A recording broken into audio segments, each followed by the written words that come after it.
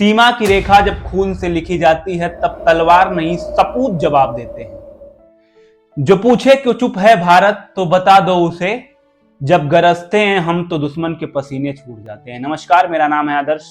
मैं आज बताऊंगा आपको पिछले 2 दिनों में क्या घटनाक्रम हुआ भारत और पाकिस्तान के बीच चल रहे इस महायुद्ध में। महायुद्ध इसलिए क्योंकि भारत ने पाकिस्तान को पहले की भांति इस बार भी याद दिलाया है कि असली बाप कौन है। 22 अप्रैल 2025 जम्मू कश्मीर के पहलगांव में एक भयानक आतंकवादी हमला होता है। मासूमों की चीखें और खून से सनी जमीन, और फिर एक सवाल, आखिर कब तक। इस हमले की जिम्मेदारी भले ही आतंकी संगठनों ने ले ली हो, लेकिन इशारा साफ था, इसका खेल अब खत्म होने वाला है। इस बार खेल गहरा है। भारत ने चुप्पी नहीं साधी, बल्कि जवाब देने के लिए एस्केलेशन लेडर पर पहला कदम रख दिया। क्या होता है एस्केलेशन लेडर? यह एक थ्योरी है जिसमें देशों के बीच बढ़ते तनाव के चरणबद्ध तरीके से समझाया जाता है। हारमन खान ने इसे 44 स्टेप में बांटा था, लेकिन आज के एक्सपर्ट इसे 7 लेवल में समझते हैं। भारत और पाकिस्तान अब एक सीढ़ी की चौथी स्टेप पर हैं, यानी सीमित लेकिन खतरनाक हमले हो चुके हैं।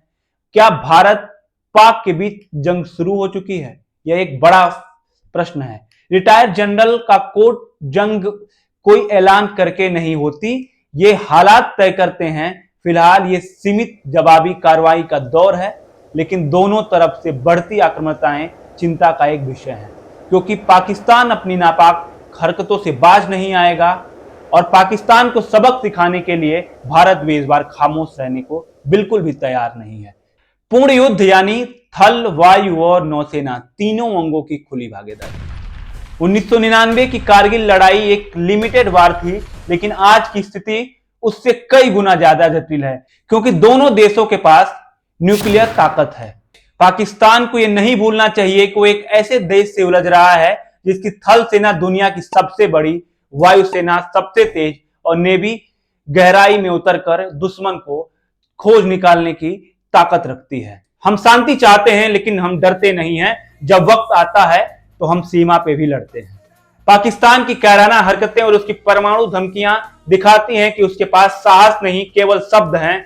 भारत के पास जवाब है, संदेश है, चेतावनी है पाकिस्तान को कि भारत शांति का समर्थक है, लेकिन कायर नहीं है। अगर हालात बिगड़ते हैं तो ये तय है कि जब भारत वार करता है तो इतिहास लिखा जाता है। याद रहे। धन्यवाद।